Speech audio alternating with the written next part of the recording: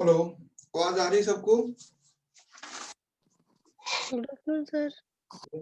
Good afternoon. क्या बात है, छुट्टी मना रहे हैं क्या अभी भी लोग?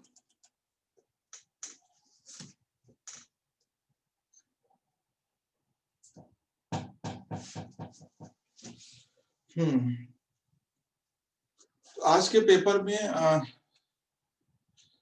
चलिए जो आ सकते तो आ गए, बाकी लोग तो आज संडे मना रहे हैं, मंडे 2 दिन छुट्टी देते हैं फिर भी काम नहीं हो पाता है।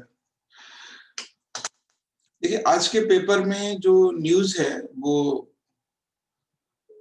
आज इस पेपर की न्यूज हम कम लेंगे और जो पेपर है साइंस एंड टेक है इस वीक का, उसको हम ज्यादा कवर करेंगे, ठीक है।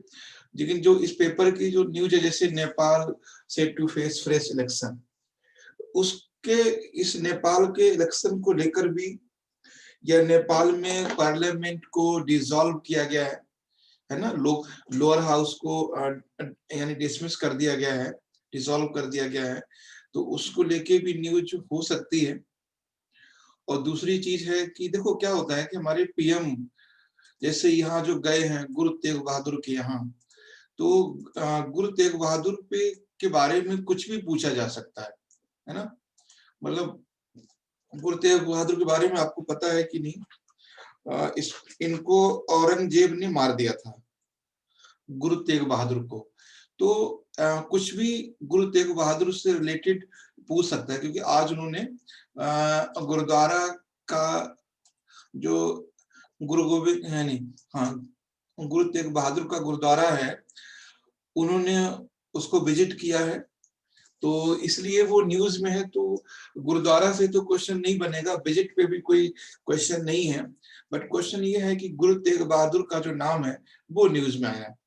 तो एक तो गुरु तेग बहादुर के बारे में थोड़ा डिटेल से जान लेना है। और यहाँ जो ये न्यूज है, ये नेपाल वाली न्यूज है, देखो इसमें क्या है, इस न्यूज में, इसमें न्यूज में ये है कि अभी जो वहां के नेपाल के जो प्राइम मिनिस्टर हैं, उन्होंने लोकसभा को यानी संसद को भंग करवा दिया है, ठीक है, प्रेसिडेंट से रिक्वेस्ट करके उसको भंग करवा दिया है। अब ये क्वेश्चन ये है कि क्या रीजन है इसका अपोज हो रहा है वहां पर। आप लोग कोई बता सकते हैं कि क्या रीजन है कि लोकसभा भंग होने के बाद भी, यानी लोअर हाउस का डिसमिस होने के बाद भी नेपाल के लोग उसका अपोज कर रहे हैं? बात नेपाल की नहीं है, नेपाल का पार्लियामेंट्री सिस्टम और इंडिया का पार्लियामेंट्री सिस्टम सेम है, कोई भी चेंजेस नहीं है, सारी चीजें सेम है नेपाल और इंडिया की। और इंडिया ने ही नेपाल को जो पूरा सिस्टम है वो तैयार करवाया है, ये आपको पता ही होगा। तो बता सकते हैं कि क्या रीजन है कि इनके स्टेप को, जो इन्होंने स्टेप लिया है,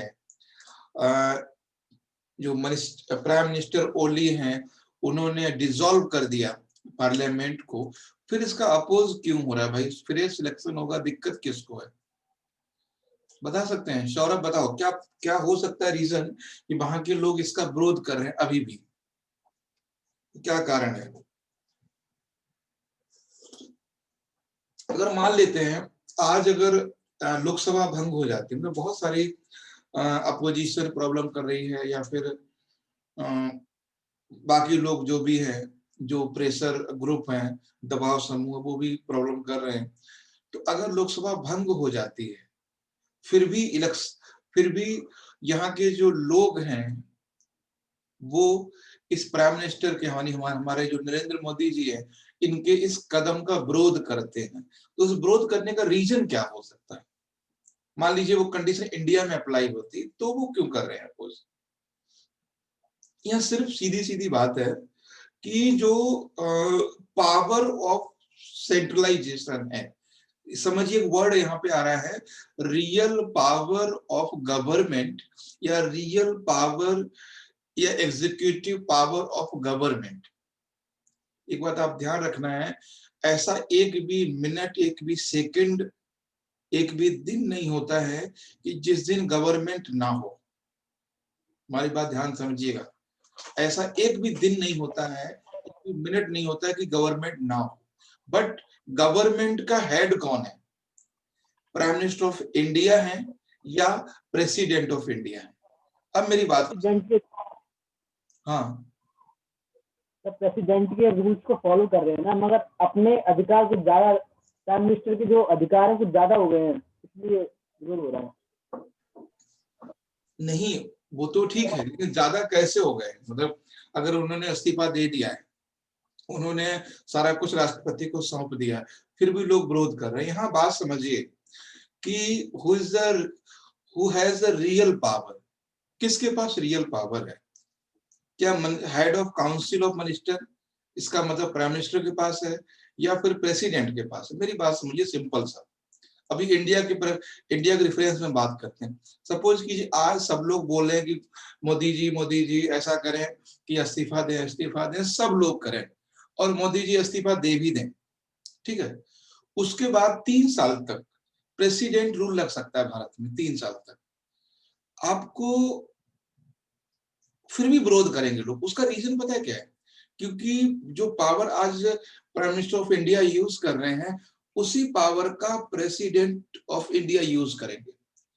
तो आपको क्या लगता है कि प्रेसिडेंट ऑफ इंडिया हैं जो रामनाथ कोविंद जी, हमारे भारत के जो हैं, ठीक, राष्ट्रपति, क्या वो अपने पावर का यूज करेंगे या प्राइम मिनिस्टर की पावर का यूज करेंगे?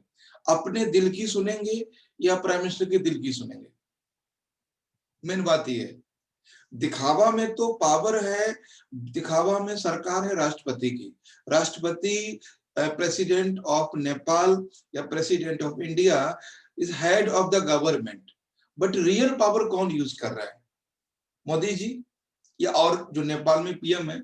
जैसे एक कंडीशन हमेशा अप्लाई होती है, जैसे हम लोग बोलते थे मनमोहन सिंह की सरकार जरूर थी, लेकिन बात राहुल गांधी की मानी जाती थी या सोनिया गांधी की मानी जाती थी, या जो अहमद पटेल थे उनकी बात मानी जाती थी।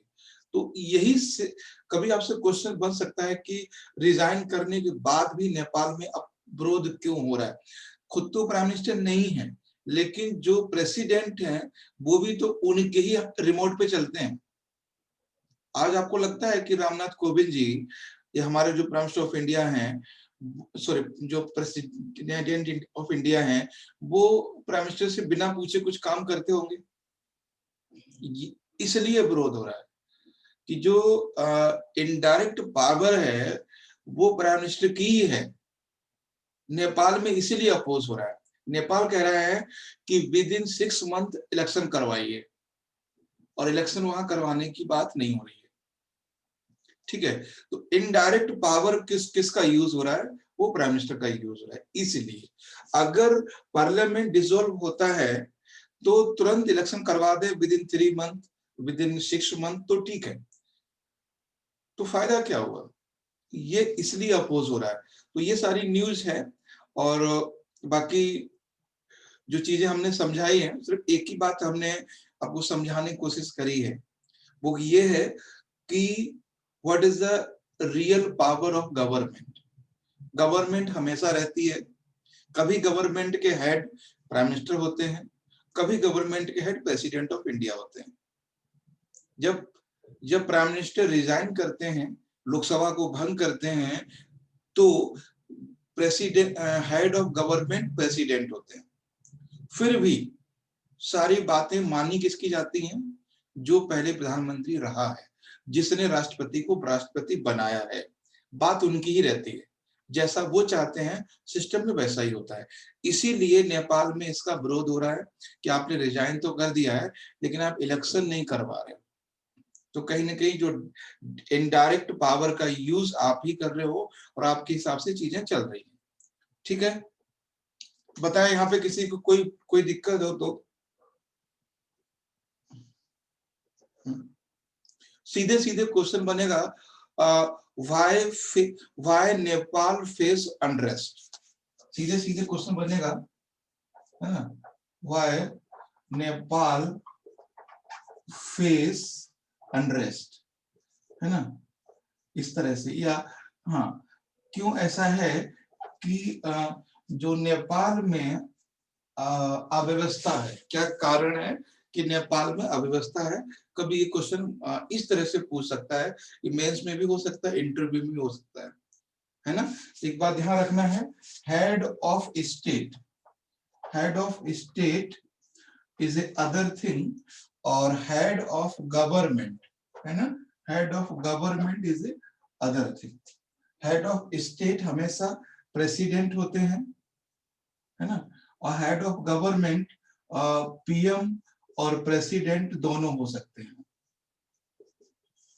दोनों हो सकते हैं, ठीक है। तो ये चीज ध्यान रखना, ये है, ठीक है। इसीलिए अपोज हो रहा है कि आपने डिसॉल्व तो कर दिया, बट रियल पावर आप ही यूज कर रहे हो प्रेसिडेंट के थ्रू, इसलिए वहां पे यूज हो रहा है। तो कभी ये क्वेश्चन इंटरव्यू में बन सकता है, अगर ये कंडीशन कंटिन्यू रही, कभी और प्रॉब्लम हुई तो इंटरव्यू में आपसे पूछ सकता है कि ऐसा क्यों हो रहा है, वहां पर अपोज हो रहा है ना। तो आप बताएंगे कि क्या है प्रॉब्लम लोगों को। ठीक है, और बताएं कुछ, इसमें कहीं भी कुछ डाउट हो तो। सर हेड ऑफ स्टेट के बारे में बताइए sir. Head of government sir, PM, president sir, क्या है सर? हाँ देखिए, हेड ऑफ गवर्नमेंट का मतलब है कि जो सरकार का मुखिया है, सरकार का मुखिया होते हैं प्रधानमंत्री, और देश के मुखिया हैं राष्ट्रपति। हमारे देश के जो मुखिया होते हैं, कहते हैं, ये कई बार क्वेश्चन बना है कि भारत का संवैधानिक प्रमुख कौन है, who is the constitutional head of India, है ना। है, जब भी हम एग्जाम में, अगर हम पॉलिटी में, हिस्ट्री में एक वर्ड यूज करते हैं स्टेट, तो स्टेट मीन्स का होता है ऑल ओवर इंडिया। स्टेट मतलब होता है गवर्नमेंट, स्टेट का मतलब होता है पॉलिटिकल साइंस में Bharat, not state UP Bihar इस तरह से, ठीक है। तो स्टेट का मतलब है यहाँ पे कंट्री। तो president, head of state, president of India, Bharat के संवैधानिक प्रमुख राष्ट्रपति हैं, और भारत की सरकार के प्रमुख प्रधानमंत्री और राष्ट्रपति होते हैं। जब मान लीजिए अभी किसी वजह से हमारे PM as a PM act करने में मतलब सफल ना हो, या कुछ प्रॉब्लम हो जाए, है ना, भगवान न करे कुछ ऐसी अनहोनी हो, कुछ हो जाए उनको, तो सीधे सीधे पावर वो प्रेसिडेंट के पास पहुंच जाएगी, है ना, क्योंकि उप प्रधानमंत्री यहाँ पर नहीं है। तो इस तरह से ध्यान रखना है, ठीक है। और किसी कोई दिक्कत सर लेकिन उप मुख्यमंत्री है सर ना? हाँ, उप मुख्यमंत्री होते हैं, उप अपने प्रधानमंत्री स्टेट भी। का सर। हाँ, उप मुख्यमंत्री होते हैं। उप मुख्यमंत्री का और उप प्रधानमंत्री का कहीं भी संविधान में जिक्र नहीं है, एक बात ध्यान रखना है, कहीं भी संविधान में कोई जिक्र नहीं है। नहीं उप, कभी आपसे पूछेगा उप प्रधानमंत्री इस अनुच्छेद के अनुसार होंगे, वो सेंटेंस गलत होगा। या उप मुख्यमंत्री का चुनाव इस अनुच्छेद के अकॉर्डिंग होता है, तो वो भी सेंटेंस गलत होगा, ठीक है। तो नहीं संविधान में उप मुख्यमंत्री का कहीं जिक्र है, न ही उप प्रधानमंत्री का जिक्र है। अब तक सबसे ज्यादा उप मुख्यमंत्री एक बार बने हैं आंध्र प्रदेश में 5, यूपी में भी 2 रह चुके हैं शायद, अभी भी शायद 1 या 2 है, आपके यहाँ बिहार में भी हैं, है ना, सुशील मोदी जी शायद हैं। तो इस तरह से ध्यान रखना है। अब ये तो था हमारा एक न्यूज थी। उसके बाद हम लोग देखो, एक बात आपको याद रखना है कि मंडे को हम ये कोशिश करेंगे साइंस की न्यूज लेकर आए। मंडे को साइंस एंड टेक की न्यूज, उसका रीजन ये है कि संडे को, हर संडे को राज्यसभा टीवी में साइंस रिपोर्टर आता है, यानी जो गवर्नमेंट ऑफ इंडिया की साइट है, राज्यसभा है, पीआईबी है, वहां पे संडे को वो पूरे वीक का साइंटिफिक अचीवमेंट को डालते हैं। तो मंडे को हमारी कोशिश ये रहेगी कि साइंस को कवर किया जाए, ठीक है। तो आज हम उसी उसी तरह से बात करेंगे। आज का जो पहला टॉपिक है साइंस का, उसको हम दिखा देते हैं, थोड़ी सी आपको झलक क्या है। और पहला टॉपिक है हमारा ये साइंस का, ठीक है। अभी हाल में, यानी कल हाँ, 22 दिसंबर से लेकर 22 जनवरी तक, है ना, क्या है ये, IISF, ISF, ठीक है, इंडिया इंटरनेशनल साइंस फेस्टिवल अभी सेलिब्रेट किया जा रहा है, यानी कल से लेकर 22 दिसंबर से और 25 दिसंबर तक, ठीक है। और ये कैसा होगा? वर्चुअल होगा, ठीक है, ये वर्चुअल यानी ऑनलाइन होगा, है ना। वर्चुअल का मतलब है ऑनलाइन। वर्चुअल और ऑनलाइन में डिफरेंस समझ लीजिए क्या होता है। वर्चुअल ऑनलाइन, वर्चुअल का मतलब होता है जैसे हम लोग बात कर रहे हैं, अभी हम लोग डिस्कशन कर रहे हैं आपस में, that is a virtual. Online का मतलब होता है कि send message and information through internet, internet के माध्यम से मैसेज या कोई इंफॉर्मेशन को भेजना, ठीक है। वो विजुअल फॉर्म में हो सकता है, वो वॉइस फॉर्म में हो सकता है, वो वीडियो फॉर्म में हो सकता है, उसको हम बोलते हैं ऑनलाइन। जैसे मान लीजिए कि आपको मेरी यूट्यूब पे कोई क्लास मिली जो मैंने पहले रिकॉर्ड की, उस पे डाल दी, तो that is a online platform, not a virtual platform. Virtual का मतलब है हम आप एक दूसरे को देख रहे हैं, that is a virtual platform. ये ध्यान रखना है, दोनों में ये फर्क है। ऑनलाइन में वन साइड कम्युनिकेशन होता है, हम किसी को, आप किसी को चैट करते हैं, दैट इज ऑनलाइन। आप किसी को मनी ट्रांसफर करते हैं, दैट इज ऑनलाइन। ऑनलाइन का मतलब है use internet for send message and any information. और वर्चुअल का मीन्स है कि हम लोग फेस टू फेस बात करते हैं with Audible and audio form में और वीडियो फॉर्म, इसको वर्चुअल बोलते हैं, ठीक है। तो ये वर्चुअल है। वर्चुअल को हिंदी में कहते हैं आभासी, तो ये ध्यान रखना है। तो कभी आपसे पूछेगा, टॉपिक हमारा यही है, देखिए हम इसको समझते हैं पहले। क्या होगा इसमें? पहला देखिए IISF,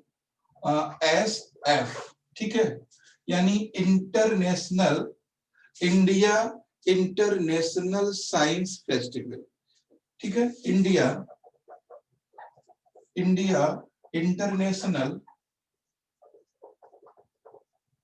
इंटरनेशनल साइंस फेस्टिवल, ठीक है, साइंस फेस्टिवल, हाँ साइंस फेस्टिवल, ठीक है, साइंस फेस्टिवल। भारत अंतरराष्ट्रीय विज्ञान सम्मेलन, हिंदी में है भारत अंतरराष्ट्रीय विज्ञान सम्मेलन। शायद इसमें हिंदी में दिया हुआ भी था, जहां तक मुझे लग रहा है। हिंदी में अच्छा नहीं दिया हुआ है, ठीक है। तो ये है। तो पहली बात ये पूछेगा कि है क्या, ठीक है, व्हाट, ये है क्या। उसके बाद पूछेगा कि इसका ऑब्जेक्टिव क्या है। ऑब्जेक्टिव का मतलब इसका उद्देश्य क्या है, ठीक है, इसके ऑब्जेक्टिव्स क्या है। उसके बाद आपसे पूछेगा कि focus of this focus 2020 of IISF 2020 का क्या फोकस है। उसके बाद है इसमें इम्पोर्टेंस क्या है। तो इतनी फॉर्म में आपको समझना है।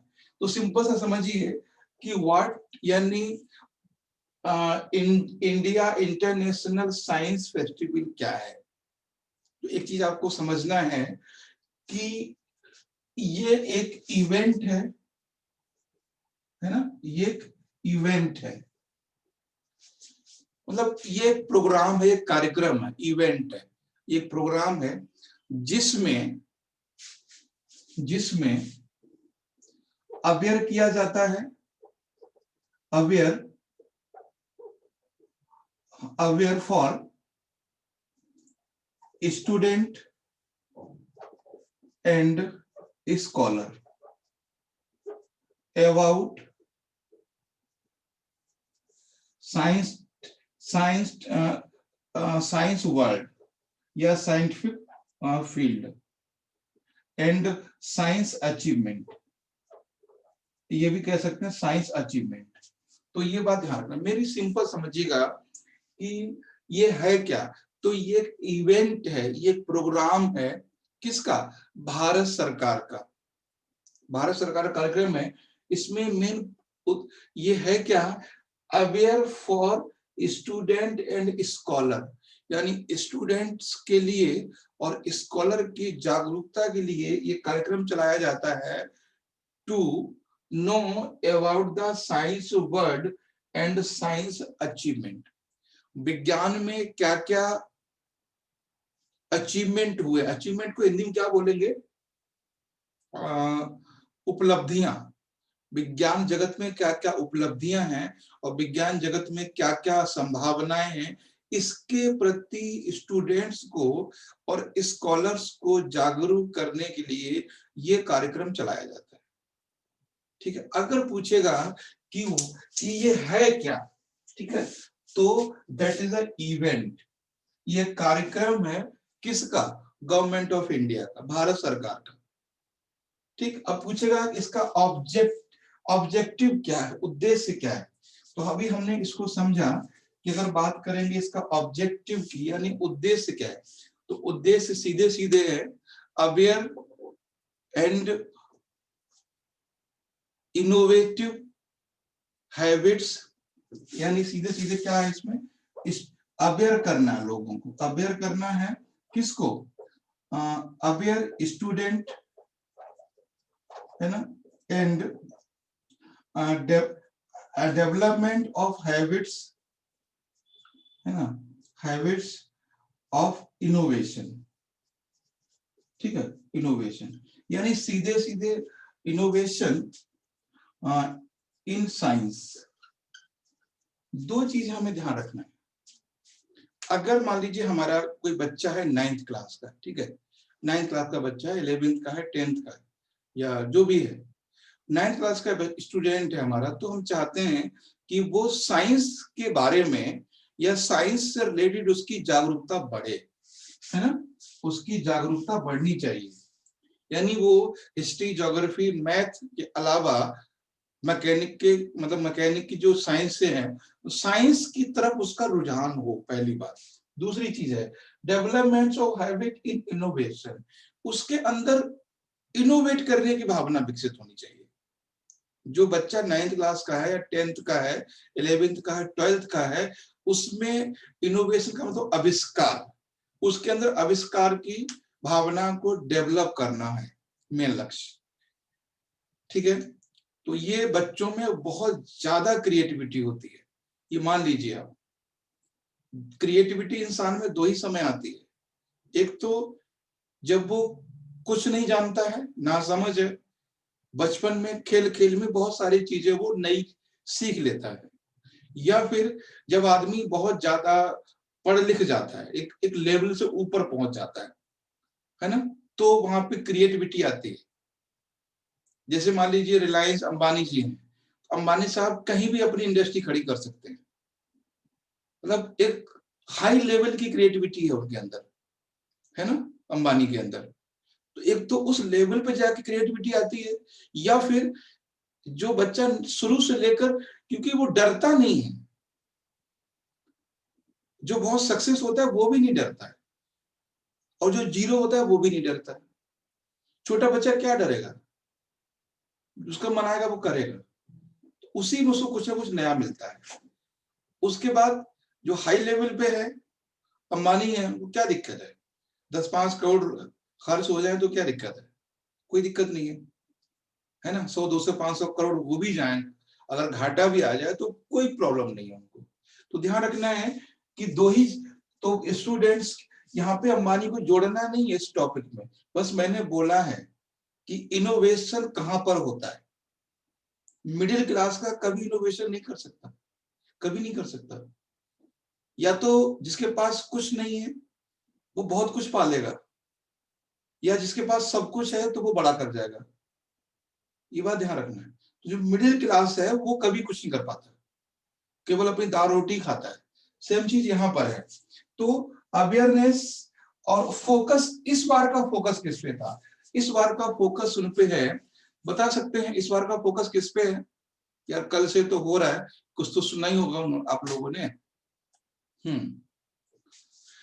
इस बार का उनका फोकस है लर्निंग विद टॉय, खिलौनों के साथ सीखना। यानी जो खिलौने हैं उनके माध्यम से बच्चों को सिखाना है, इस बार का फोकस है। क्यों फोकस है? क्योंकि लास्ट ईयर मोदी जी गए थे, खूब खिलौने के साथ खेले थे, बोला भी था आत्मनिर्भर भारत। और आपको जानकर आश्चर्य होगा कि पूरे वर्ल्ड में, ठीक है, पूरी दुनिया में 7 लाख करोड़, डिजिट समझिए, 7 लाख करोड़ का बिजनेस होता है पूरी दुनिया में टॉयज का, खिलौनों का। तो 7 लाख करोड़ कम नहीं है, बहुत बड़ी रकम है। 7 लाख करोड़ का बिजनेस होता है पूरी दुनिया में, और इंडिया इसमें बहुत पीछे है, बहुत पीछे है। जबकि हम लोग तो, है ना, सिंधु घाटी सभ्यता से टेरिकोटा को देखते चले आए हैं। फिर जब पिछली बार हमारे प्रधानमंत्री ने बोला, है ना, और वोकल टू लोकल, इस तरह से आत्मनिर्भर भारत, तो कभी आपसे पूछ सकते हैं कि इस बार की मेन थीम क्या है या फोकस क्या है? तो फोकस है बच्चों को खिलौनों के माध्यम से नई नई चीजें सिखाना। अब मान लीजिए कोई बच्चा है 3rd क्लास का है, 4th में या 2nd क्लास में, तो उसको कैसे सिखाओगे आप? सबसे ज्यादा हम बचपन में ही सीखते, मैंने अभी जस्ट बोला था, और सबसे ज्यादा हम खिलौनों से ही सीखते हैं, सबसे ज्यादा हम खिलौने से सीखते हैं। तो इस बार का सरकार का ये प्लान है कि इसमें देखो थीम हम बता देते हैं कौन सी है। थीम ये है आत्मनिर्भरतया विश्व कल्याणम च विज्ञानम। ये तो हिंदी ज्यादा टफ हो गई। ये देखिए, science and self reliant India and global welfare, यानी विज्ञान और आत्मनिर्भर भारत और विश्व कल्याण।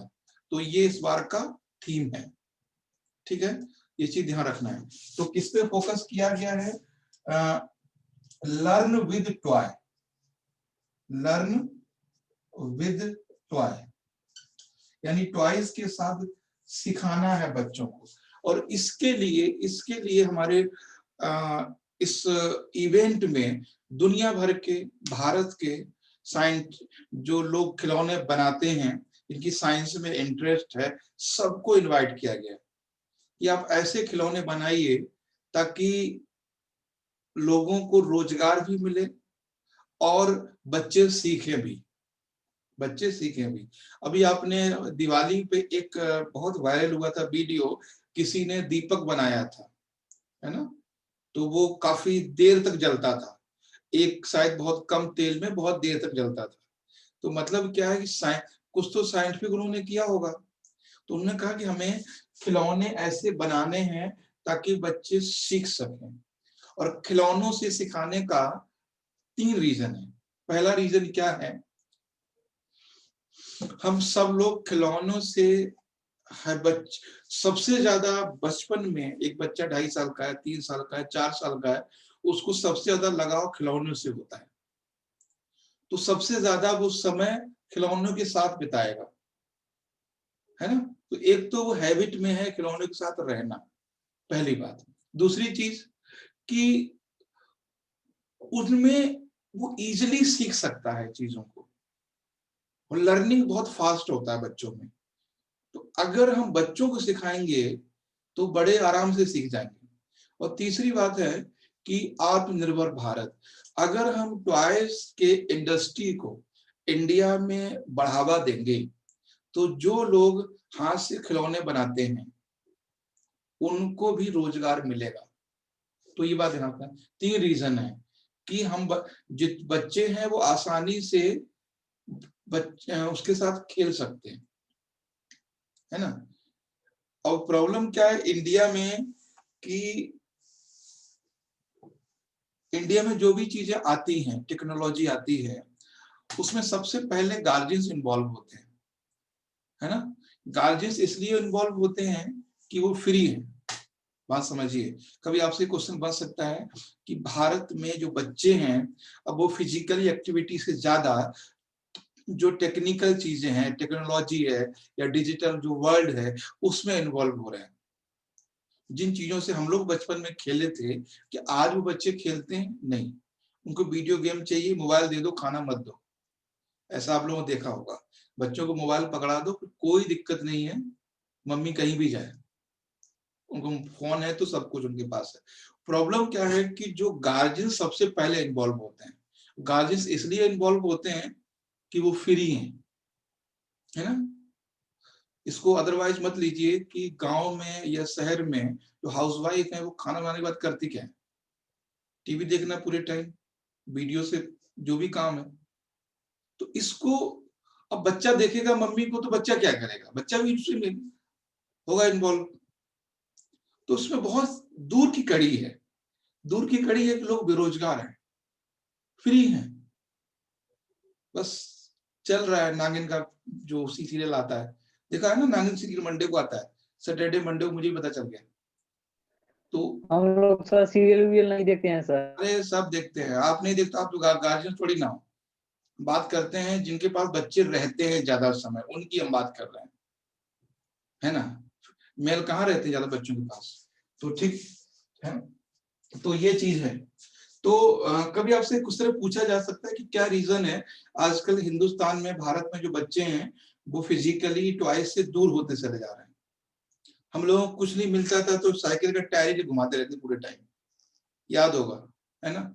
साइकिल टायर पूरा पूरा दिन घूमते थे धूप में, धूप में, अच्छा ठंड में पिटाई भी होती थी, तो सारी चीजें सही रहती थी बॉडी की। तो ये है उसके, तो फोकस समझ गए। इम्पोर्टेंस क्या है इसका? इम्पोर्टेंस यही है कि इसका इम्पोर्टेंस समझना है। IISF का इम्पोर्टेंस है to give awareness in for student and scholar, to give awareness यानी लोगों को जानकारी देना, लोगों को विज्ञान की जानकारी देना। बहुत सीधी सी बात है, लोगों को विज्ञान से जोड़ना, विज्ञान से जोड़ना। तो ये चीजें हैं। आई थिंक बात समझ में आ गई होगी। हमने पहला अब उसको देख लीजिए थोड़ा सा कि, अब देखिए, अब एक बार इसको समझ लीजिए। पहला मैंने बताया कि व्हाट इज IISF, ये है क्या? तो फुल फॉर्म लिख देना है यहाँ पे, इंडिया इंटरनेशनल साइंस फेस्टिवल। ये एक इवेंट है, ये कार्यक्रम है जो भारत सरकार द्वारा हर साल आयोजित किया जाता है। 2019 में इसको कोलकाता में किया गया था, 2019 में। अभी 2020 का 20 दिसंबर से 22 दिसंबर से 25 दिसंबर तक वर्चुअली किया जा रहा है। वर्चुअल क्यों किया जा रहा है हम सब जानते हैं, है ना। Due to the pandemic, corona महामारी की वजह से इसको वर्चुअल किया जा रहा है, ठीक है। अब सीधा सीधा ऑब्जेक्टिव्स क्या है, इसका उद्देश्य क्या है? उद्देश्य है छात्रों और स्कॉलर्स के बीच में विज्ञान के प्रति रुचि पैदा करना और नई नई वैज्ञानिक खोजों को प्रोत्साहित करना, न्यू इनोवेशन, है ना, न्यू इनोवेशन। उसके लिए फोकस, इस बार का फोकस क्या है? इस बार का फोकस है ना, ये है लर्न विद टॉय, है ना, learn with toy, learn with toy. तो ये मतलब खिलौनों के साथ सीखना है, खिलौनों की इसका थीम है, मतलब इस बार का फोकस है। इंपॉर्टेंस आपको हमने बता दिया है कि मेन बच्चों को विज्ञान के प्रति मोड़ना है, लोगों को विज्ञान के प्रति विज्ञान से जोड़ना है, विज्ञान के प्रति जानकारी देना है। ये बहुत जरूरी होता है ना। एक पढ़े लिखे गार्जियंस के लिए भी जरूरी है कि वो बच्चे को जब स्कूल में एडमिशन कराता है, 9th क्लास में या 10th में या 11th में या ग्रेजुएशन में, उसको भी दिमाग में होना चाहिए कि साइंस कितना जरूरी है। तो ये सिर्फ और सिर्फ बच्चों के लिए नहीं है, ये सिर्फ स्कॉलर के लिए नहीं है, ये हर कॉमन पीपल के लिए है, क्योंकि आसपास में बच्चे होते हैं, ठीक है, तो उनको उस तरह के शिक्षा को दिलाना है, ये चीजें हैं, ठीक। तो ये था आपका पूरा इंडियन इंटरनेशनल इंडियन फेस्टिवल। अब इसको लिख लेंगे, क्यों बताएं, कोई doubt? Swapnil, Saurabh, Rakhi, Najuka? No sir. Main focus करना है टॉपिक को फॉर्मेट करना। व्हाट इज, ये क्या है, व्हाट इज ऑब्जेक्टिव्स, उद्देश्य क्या है, इसका इंपॉर्टेंस क्या है, इन्हें इसका रिलेवेंस क्या, सारी चीजें खुद ब खुद निकल के आ जाएंगी, है ना। उसके बाद जो नेक्स्ट टॉपिक है हमारा है, मैं इसी पे देख लेता हूं, इनको पहचानते हैं कोई? नहीं पहचानते हैं? नीचे नाम लिखा होगा, डॉक्टर दीपा शर्मा, है ना, कुछ सुना है इनके बारे में कुछ? हैं? No no sir. ओके, ये दीपा शर्मा जो हैं वो जो करनाल है हरियाणा में, उसमें एक कॉलेज में असिस्टेंट टीचर हैं, तो एक टीचर हैं ये। इनका नाम इसलिए आया है कि इन्होंने एक बहुत बड़ी रिसर्च की है, उस रिसर्च का नाम है कि सुपर कंडक्टिविटी इन नैनो कार्बन ट्यूब। पहली बात, दीपा शर्मा समझ लीजिए, जो दीपा शर्मा है, डॉक्टर दीपा शर्मा, कभी ये भी क्वेश्चन बन सकता है। और इस बार जो है, इस बार इनका नाम कम से कम पद्मश्री के लिए तो नॉमिनेट होगा ही होगा। इस बार इनका नाम पद्मश्री के लिए 100% जाना ही जाना है। मिलना चाहिए पद्म विभूषण, लेकिन पद्म भूषण सॉरी, लेकिन पद्मश्री के तो कंफर्म है, पद्म भूषण के लिए भी जा सकता है इनका नाम इस बार की लिस्ट में। तो ये एक टीचर हैं, ठीक है, टीचर हैं साइंस की, ठीक है, साइंस की टीचर हैं। कहां पर है? हरियाणा में।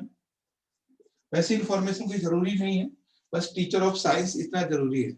इन्होंने क्या रिसर्च किया, क्यों ये न्यूज में है, वो सिर्फ हमें जानना है। न्यूज में क्यों है? न्यूज में इसलिए है कि इन्होंने एक रिसर्च किया है, if nanocarbon tube pass near with superconductivity, ध्यान दीजिएगा, पहले इंग्लिश में सुन लीजिए पूरा, हिंदी समझा देंगे। If nanocarbon tube pass near with superconductivity, then nanocarbon tube also convert into superconductivity. Hindi English पे सुन लीजिए। If nanocarbon tube pass near with superconductivity, then nanocarbon tube also convert into superconductivity. अब हिंदी में सुन लीजिए, यदि नैनो कार्बन ट्यूब को, ठीक है, यदि नैनो कार्बन ट्यूब को सुपर कंडक्टिविटी के पास से गुजारा जाए, कंडक्टिविटी, ठीक है, हाँ, कंडक्टिविटी के पास से गुजारा जाए, ठीक है, पास से गुजारा जाए, तो नैनो कार्बन ट्यूब में, है ना, नैनो कार्बन ट्यूब में सुपर कंडक्टिविटी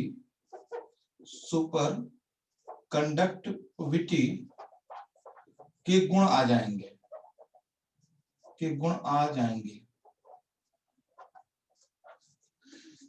ठीक है। ये बहुत बड़ा रिसर्च है, ध्यान से थोड़ा तसल्ली से समझना है कि साइंस ये इतना टफ नहीं जितना आपको लग रहा है। तो पहली बात तो नैनो कार्बन ट्यूब को समझना है, नैनो कार्बन ट्यूब क्या होता है, फिर समझना है सुपर कंडक्टिविटी क्या होती है। ठीक है, सुपर कंडक्टिविटी क्या होती है, क्या होती है सुपर कंडक्टिविटी, कोई बता सकते हैं सुपर कंडक्टिविटी क्या होती है? जी नैनो कार्बन पहले समझ लेते हैं।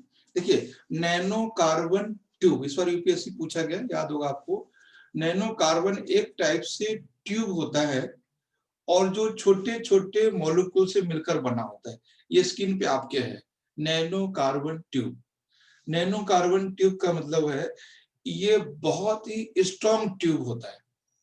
नैनो कार्बन ट्यूब जो है, नैनो आप समझते ही हो, है ना, तो ये छोटे छोटे अणुओं से मिलकर बनता है नैनो कार्बन ट्यूब। इसी पे सर यूपीएससी ने क्वेश्चन पूछा था यूज को लेके, तो कुछ इसी तरह का दिखता है अगर उसको बड़ा करेंगे तो। अब बात करते हैं सुपर कंडक्टिविटी क्या होती है, इसको समझिए। इसको कुछ समझ में आ रहा है इसको देख के पिक्चर? सही बताओ, सुपर कंडक्टिविटी है ना 9th क्लास का साइंस है, 8 का खैर नहीं है लेकिन 9th का जरूर है। इसको हाँ, इसको हिंदी में कहते हैं सुपर कंडक्टिविटी को अतिचालकता। शायद अब समझ में आया आपको, अतिचालकता पढ़िए कभी आपने? अर्धचालक और अतिचालकता, ये क्या होता है अतिचालकता? देखिए, और पहले नैनो ट्यूब समझ गए, छोटे छोटे कार्बन से मिलकर एक नैनो ट्यूब बनाया जाता है जो बहुत ही मजबूत होता है। ठीक है, ये हो गया नैनो कार्बन ट्यूब। अब नैनो कार्बन ट्यूब को किसी सुपर कंडक्टिविटी के पास से गुजारा जाएगा तो उसमें भी सुपर कंडक्टिविटी आ जाएगी। ये रिसर्च है डॉक्टर दीपा शर्मा का। अब सुपर कंडक्टिविटी क्या होती है इसको समझिएगा। सुपर कंडक्टिविटी जैसे मैंने आपको बताया यहाँ पे, सुपर कंडक्टिविटी का मतलब होता है maximum reduction of fraction, maximum reduction of fraction, यानी घर्षण का न्यूनतम हो जाना, घर्षण का न्यूनतम हो जाना, मैक्सिमम रिडक्शन ऑफ फ्रैक्शन। अब इसको और थोड़ा सिंपल समझ लीजिए, सिंपल समझिए। ठीक है, जैसे मान लीजिए एक बिजली का खंभा यहां पर लगा हुआ है और एक यहां पर लगा हुआ है। ठीक है, ये दो बिजली के खंभे हैं, पोल हैं, दो बिजली के पोल। अगर यहां से कोई बिजली यहां तक जाती है, ठीक है, तो आपको पता है कि हमारे देश में या पूरी दुनिया में 40% बिजली ट्रांसमिशन में खर्च हो जाती है। ट्रांसमिशन में तो आने जाने में। तो जो तार है, मेरी बात ध्यान समझिए, ये जो वायर है जिसके थ्रू हम बिजली यहां से यहां भेज रहे हैं, इलेक्ट्रिसिटी हम यहां से यहां भेज रहे हैं, तो उस इलेक्ट्रिसिटी भेजने में ये बिजली 100% यहां से हमने भेजी, बट यहां पर 100% नहीं पहुंची, यहां पर पहुंची 60%। बात समझना कि जो हम बिजली को भेज रहे हैं 100% हम यहां से छोड़ रहे हैं, लेकिन यहाँ पर 60% पहुंची, यानी 40% बिजली खत्म हो गई। किसमें? इस वायर में, इस वायर में खत्म हो गई। अगर हम इस वायर में सुपर कंडक्टिविटी के, अगर हम सुपर कंडक्टिविटी वाला वायर बना देंगे तो जो है ये 10% हो जाएगा, 10%, मतलब ये 90% हो जाएगा, यहाँ पर ये 90% हो जाएगा।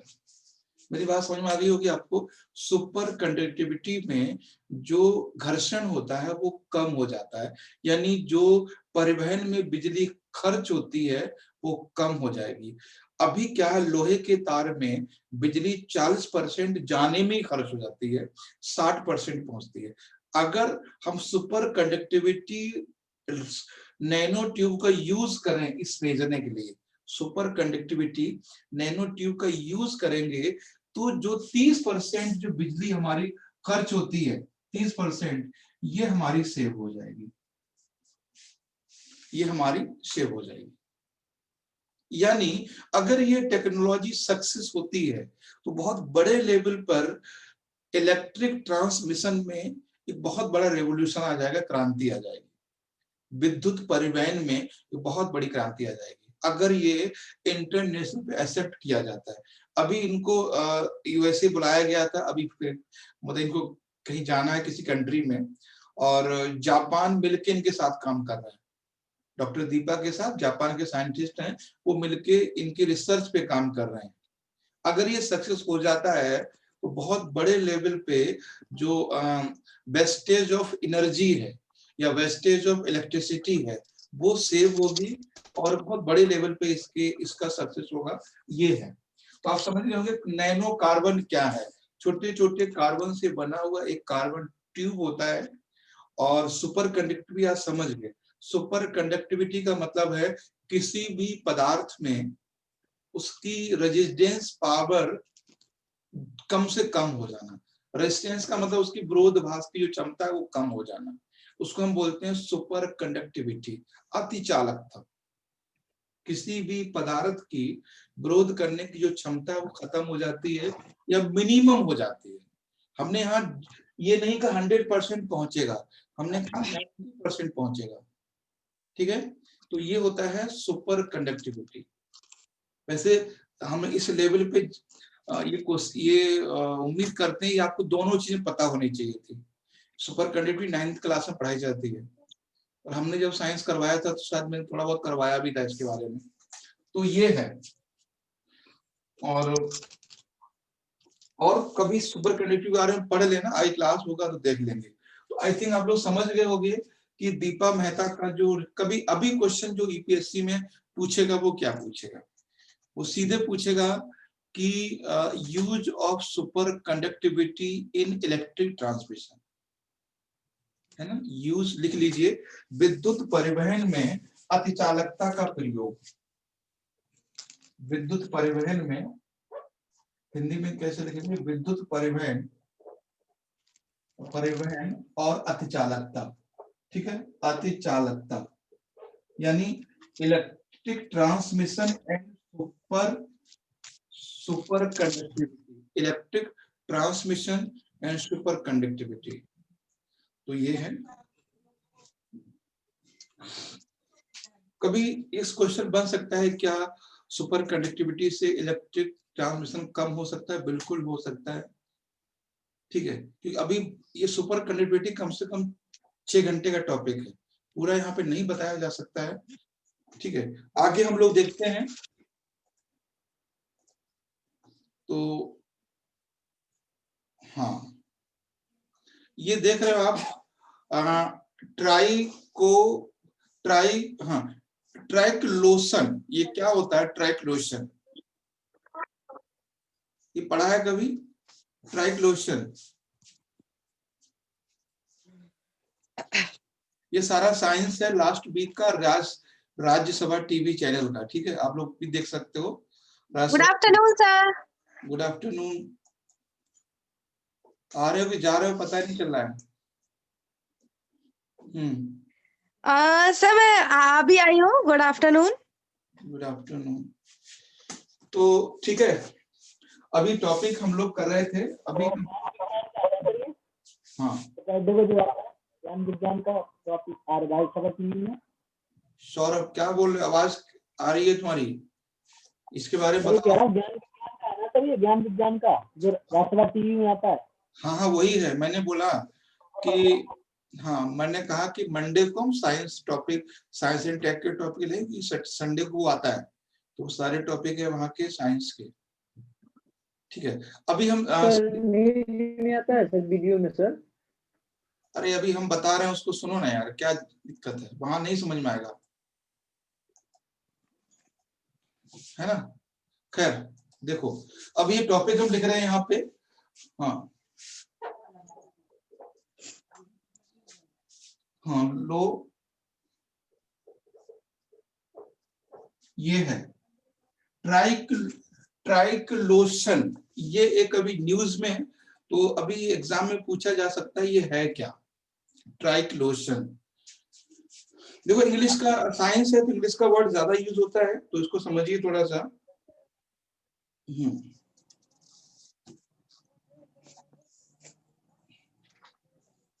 ठीक है, तो पहली बार एक वर्ड पूछेंगे कि से साइंस पढ़ा रहा है सर? साइंस नहीं, द हिंदू का जो करंट अफेयर्स है उसमें साइंस है, साइंस नहीं है, द हिंदू में वो साइंस है।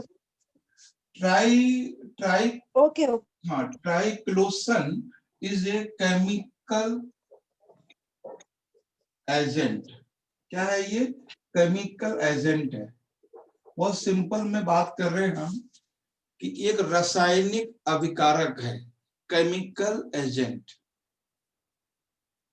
और ये न्यूज में क्यों है इसको समझना है कि न्यूज में क्यों है। That chemical is antibacterial and antimicrobial agent, यानी that use in soap and toothpaste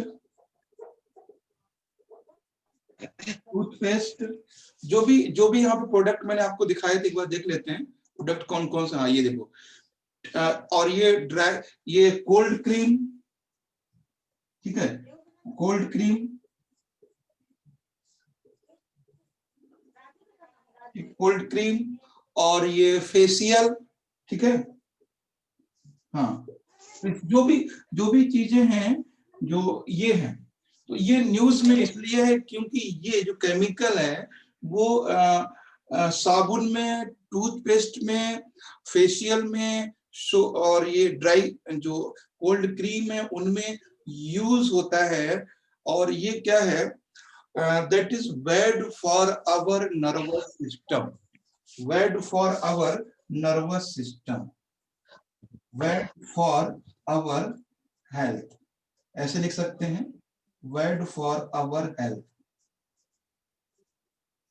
अभी ये रिसर्च में आया है कि ये जो है हमारे स्वास्थ्य के लिए हानिकारक है। और इससे क्या प्रॉब्लम होती है? इससे नर्वस सिस्टम यानी तंत्र खराब हो जाता है। अब ध्यान से समझिए इस चीज को। किससे सर? ये जो ट्राइक्लोसन है, इसको हिंदी में भी हम लोग ट्राइक्लोसन लिखेंगे, ट्राइक्लोसन, ठीक है। ट्राइक्लोसन एक रासायनिक है, केमिकल एजेंट है ये, ठीक है। ये केमिकल एजेंट है ये। और ये न्यूज में इसलिए है कि ये साबुन में, टूथपेस्ट में, फेस वॉश में, और जो भी हम लोग फेशियल वगैरह क्रीम यूज करते हैं उन सभी में ये यूज होता है। और अभी ये देखा गया है इसके बॉडी में जाने से हमारा नर्वस सिस्टम खराब हो जाता है। नर्वस सिस्टम का मतलब है जो तंत्रिका तंत्र है, तंत्रिका तंत्र, हाँ जी, तंत्रिका तंत्र है, वो हमारा खराब होता है। तो ये है। अब कभी आपसे पूछेंगे कि वो ये क्या रीजन है कि इसको क्यों मिलाया जाता है? तो मिलाया जाता है ये for the long life product. मतलब जो कोल्ड क्रीम है, जो फेस वॉश है या फेशियल क्रीम है, जो भी चीजें आपने देखी फोटो में, यानी उनके सभी का जो लाइफ हो वो लॉन्ग हो। ये जो प्रोडक्ट्स आपको दिख रहे हैं, facial cleaner, liquid dish wash, साबुन, डाई क्लीनर, है ना, डैंड्रफ, जो भी चीजें हैं वो इनकी लॉन्ग लाइफ चलता रहे प्रोडक्ट, इसलिए यूज होता है। और that is good, that is not good for our health, that effect our nervous system. हमारी तंत्रिका तंत्र को ये नकारात्मक रूप से प्रभावित करता है। तो क्वेश्चन क्या बनेगा यहाँ से? क्वेश्चन बनेगा कि ये है क्या? तो ये केमिकल एजेंट है। फिर पूछेगा वो ये किसमें पाया जाता है? तो जो हमारे डेली यूज के मटेरियल हैं, साबुन, ये सब जो भी दिख रहा है आपको स्क्रीन पे, उसमें ये पाया जाता है। फिर पूछेगा ये क्या इसका इफेक्ट होता है? That damage liver, that damage lungs, that damage heart, that damage brain, eyes या नर्वस सिस्टम। तो दैट डैमेज नर्वस सिस्टम, ये तंत्रिका तंत्र को खराब करता, ठीक है, इसलिए ये न्यूज में है। क्लियर है? किसी को कोई प्रॉब्लम तो नहीं है इस टॉपिक में? यस, अर्चना पांडे बताएं, Heenu, Rakhi, Najuka, Saurabh. No sir, thank you. हाँ, बस ऐसे ही समझना है इसको कि ये क्या है, इसका न्यूज में क्या है और क्वेश्चन कैसे बनेगा, बस।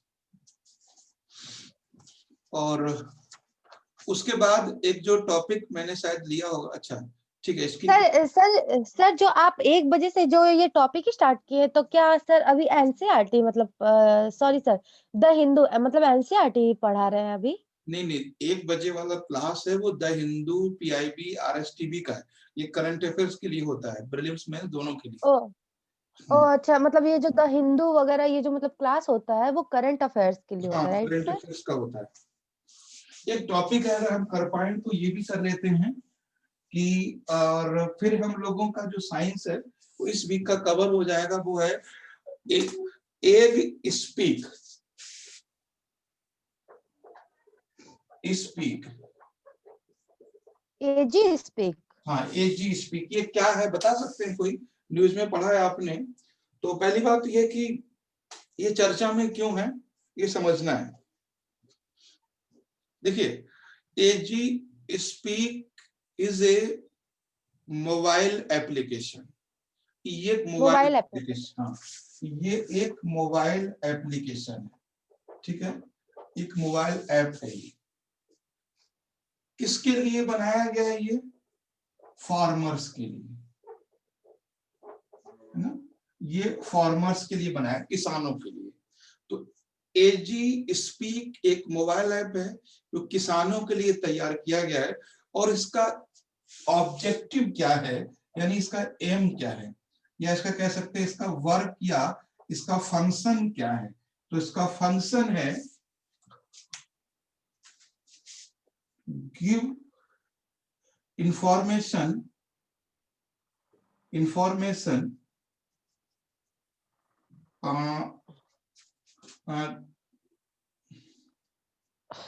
to farmer